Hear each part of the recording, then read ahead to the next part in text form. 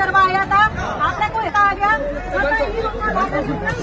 અને આપણે ગાડી ઉપર હુમલો કર્યો છે.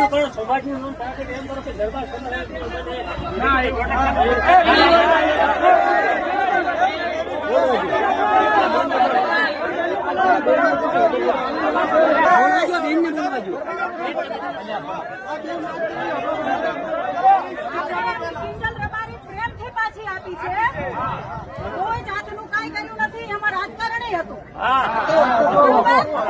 રાજકારણ ભેગા રહી અને રબારણને પાછી અપાવી ચૌધરી.